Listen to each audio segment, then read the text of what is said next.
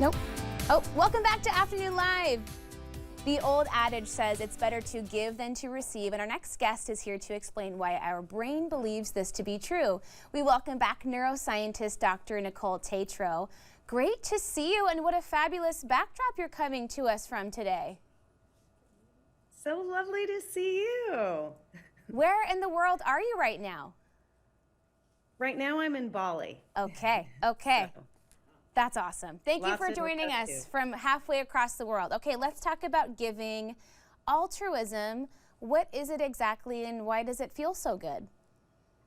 So altruism really is that selfless act where you do something for somebody else where you actually have no personal gain.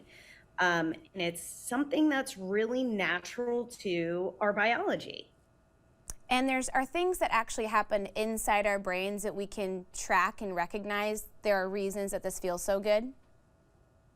Yeah, so we have that welfare for another person. It's really important how giving actually feels good. We get a natural boost in dopamine in our brain.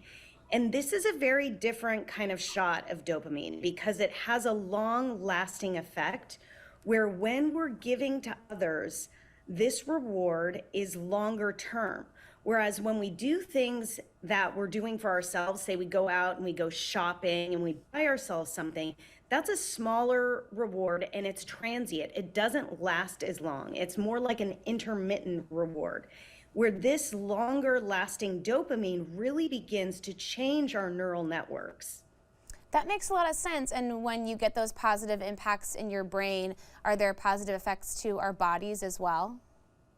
Yeah. So first of all, you feel really good when you're doing something else for someone. When you're doing something for someone else, it just actually inherently feels good. That dopamine that you get this kind of positive neurotransmitter happening all over your body, as well as it lasting longer. You also get this greater trust for other people. So you begin to see yourself in other people.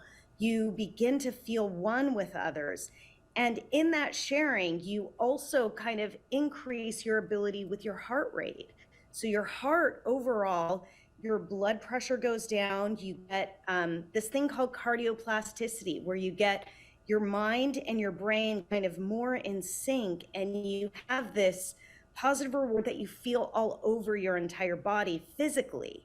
And then on top of it, you begin to feel really one with other people, where you begin to see yourself in them. And do we see this come into play when thinking about things like natural disasters? We've had lots of tragedy in the world this year.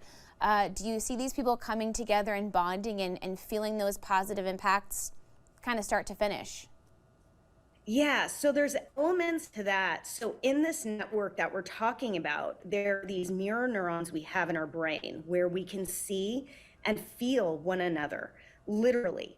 And we can experience another's pain. We can also experience another's joy. And so when we're giving, we have a natural inherent way that we're increasing this network in the brain and these types of neurons. And when we do that, we kind of have a commitment where all of a sudden people aren't other, they become part of us. And that in itself, when we can see the way that we give, we see that we help others, we can see the benefits of that. And also these neurons with empathy, they kind of expand and we begin to not think about ourselves so much. And we can see how with these natural disasters, how really it's our entire world's call to respond, literally, and that we need to offer what we have at our tables for others. You know, maybe that's donating more money to, different organizations that can allow to get aid to people that are in need. And what about our own sense of gratitude? Can the act of giving make you more aware and in tune with being thankful for what you have and gifts that you receive from others? Exactly. So when you're thinking about what we're talking for, the holiday season, giving thanks, when we give to others, that brings in that awareness of gratitude in our mind. And when we are more grateful, when we can be grateful for what we have rather than, thinking I have less or more, but when you can really look to others and say, I have so much, I can offer more, that gratitude you experience, it doesn't just, that isn't transient as well. It lasts up to 5 hours in our system. And so when we can even just activate that gratitude, have 3 things we're grateful for throughout the day, set an alarm every 5 hours, that really adds to that neuroplasticity in the brain to have these positive neural networks. And it really helps benefit others because you begin to say, rather than coming from a state of lacking or not feeling that you have enough, you begin to see how much you actually have. And when you have so much, you have that surplus and you can share and offer it to others. What about teaching our kids these lessons about giving, and do they have altruism and empathy from the get-go, or do we need to foster that in them also? That's a great question. So it's a both and. So scientifically, evidence shows even in primate species, there's altruism. So it's within our evolutionary biology, it's within our natural DNA to be cooperative and to help and serve the community, to help everyone as a whole.